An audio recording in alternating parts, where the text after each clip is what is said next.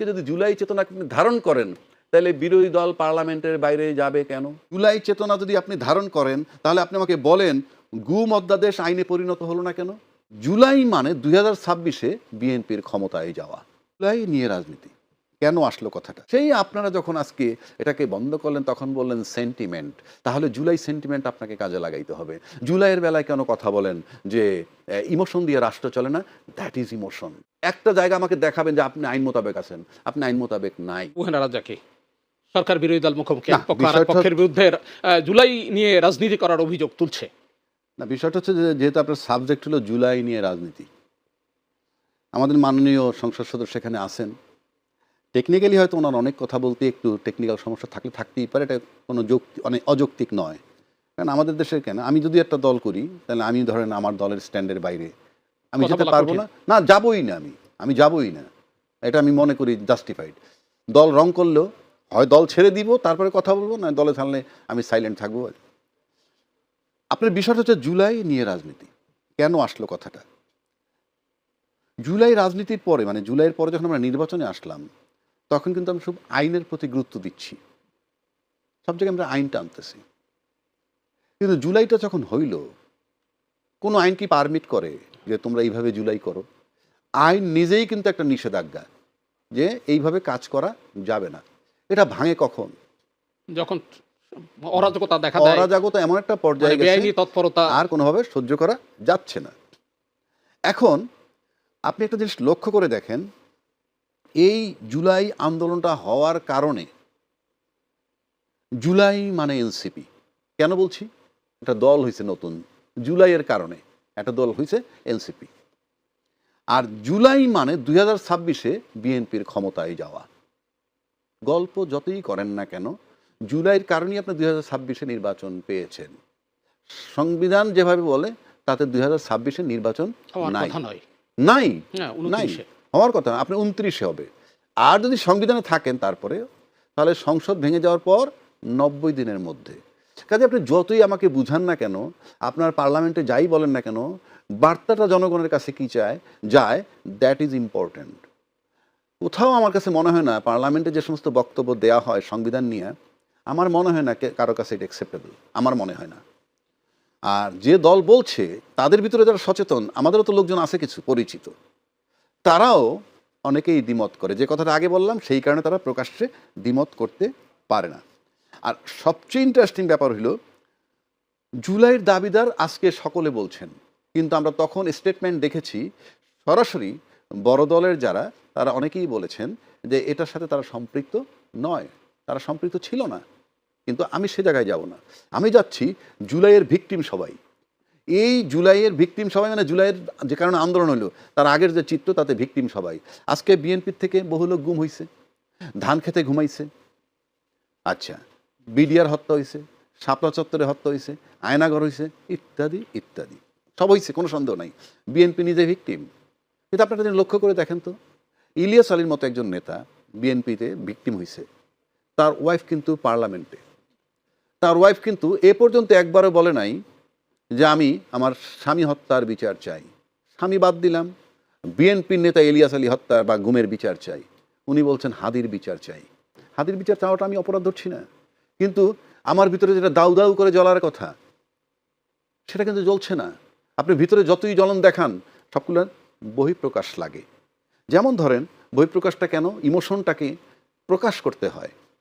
আপনি ভালো করে যদি লক্ষ্য করে দেখেন, আওয়ামী লীগ কিন্তু, আর আওয়ামী লীগের কার্যক্রম নিষিদ্ধকরণ সংক্রান্ত যে অধ্যাদেশটা, সেটাকে তারা রেখে দিছে, অর্থাৎ নিষিদ্ধকরণ রয়ে গেল। এই যে নিষিদ্ধকরণ যে রয়ে গেল, সে ব্যাপারে কিন্তু একটা বক্তব্য আসছে, রিজভী সাহেব বলছেন একটা পাবলিক সেন্টিমেন্ট, মানে আমরা যদি এই মুহূর্তেটাকে আইনে রূপান্তরিত না করি, তাহলে পাবলিক সেন্টিমেন্ট আমাদের বিপক্ষে যাবে। আপনি জানেন নিশ্চয়ই, এই যে sentiment, that is call emotion. এই সেন্টিমেন্ট মানে ইমোশন। তো আপনি যখন পার্লামেন্টে বলেন বা পার্লামেন্টের বাইরে বলেন ইমোশন দিয়ে রাষ্ট্র চলে না, ইমোশন দিয়ে রাষ্ট্র চলে না বলছেন, তাহলে আপনি এখানে ইমোশন আনলেন কেন? আপনারা তো যখন এই আওয়ামী লীগকে নিষিদ্ধ করা হয়, করতে চায় সরকার। প্রথম চাইছিল দল রাজনীতি নিষিদ্ধকরণ দলটাকে, তারপরে সেখান থেকে শিফট বলল যে কোনো রাজনৈতিক দল নিষিদ্ধ করা যাবে না এভাবে, তারপরে শিফট হয়ে ওই সরকার কার্যক্রম নিষিদ্ধ করলে আর কার্যক্রম নিষিদ্ধ করলো। তখনও কিন্তু বলা হলো কোনো কার্যক্রম নিষিদ্ধ, গণতান্ত্রিক দেশে একটা বড় বৃহত্তর গণতান্ত্রিক দলের রাজনীতি নিষিদ্ধ করার প্রশাসনিক অর্ডারে এভাবে আমরা পক্ষপাতী না। সেই আপনারা যখন আজকে এটাকে বন্ধ করলেন তখন বললেন সেন্টিমেন্ট, তাহলে জুলাই সেন্টিমেন্ট আপনাকে কাজে লাগাইতে হবে। জুলাইয়ের বেলায় কেন কথা বলেন যে ইমোশন দিয়ে রাষ্ট্র চলে না? That is emotion. সুতরাং আপনি আজকে জুলাইয়ের দাবি দেওয়ার হইতে পারেন, কিন্তু আপনি জুলাই সেন্টিমেন্ট যদি ধারণই করেন তাহলে গণভোট, জুলাই সনদ জুলাই সনদ বাস্তবায়ন নিয়ে জটিলতা কেন আসবে? প্রশ্ন করতেছেন কোন আইনে? হ্যাঁ, চলবে না, চলবে না। কারণ আপনারা প্রস্তাব আনছেন গণভোটের এবং সেই মোতাবেক জনগণ রায় দিছে, জনগণের রায়। আপনি পুরো ইল্লিগাল আমরা আছি, একদম ইল্লিগাল আছি, 100% ইল্লিগাল।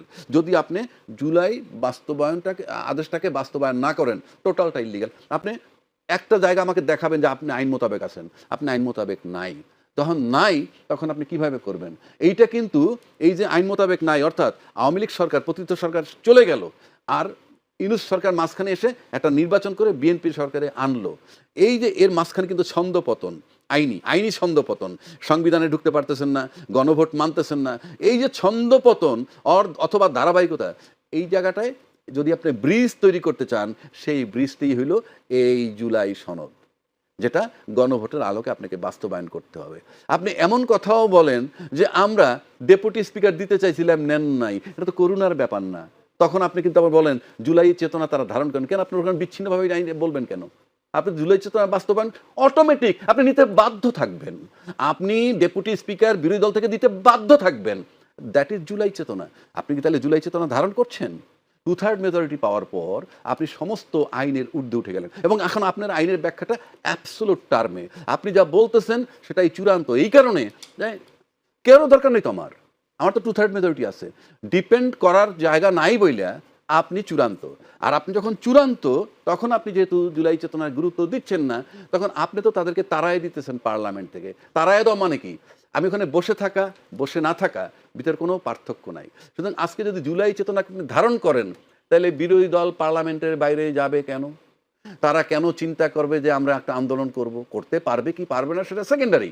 কিন্তু তাদের ভিতরে যে এই চেতনাটা, মানে আরেকটা আন্দোলনের চেতনা দিচ্ছেন, কেন দিচ্ছেন, কি জন্য দিচ্ছেন?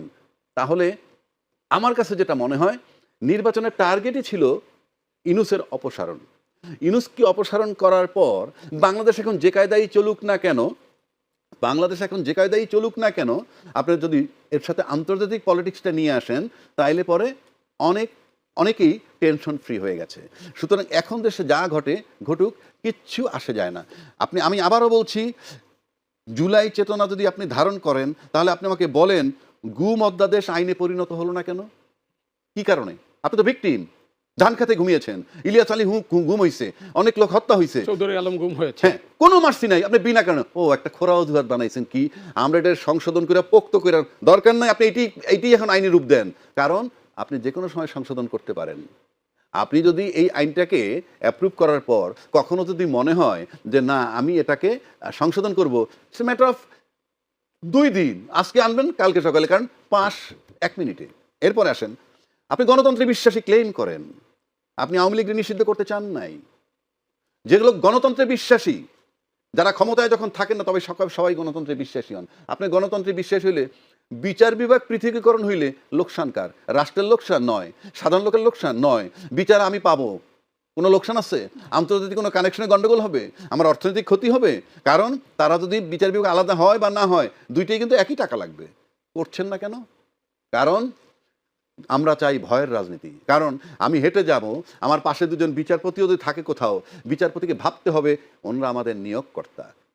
এই যে ভয়ের রাজনীতি, আপনি যে কোনো একজন মন্ত্রী যখন কোনো হাসপাতালে ঢোকে, অফিস আদালতে ঢোকে, সমস্ত ডেস্কের লোক দাঁড়িয়ে যায় ভয়ে। আর আমরা যদি ঢুকি কেউ দাঁড়ায় নেহায়েত ভালোবাসায়। ভালোবাসা তৈরি করেন, আতঙ্ক নয়। জুলাই চেতনা আপনাকে ভালোবাসতে বলছে, আতঙ্ক তৈরি করতে বলেনি। অসংখ্য ধন্যবাদ আবু হেনা রাজ্জাকী।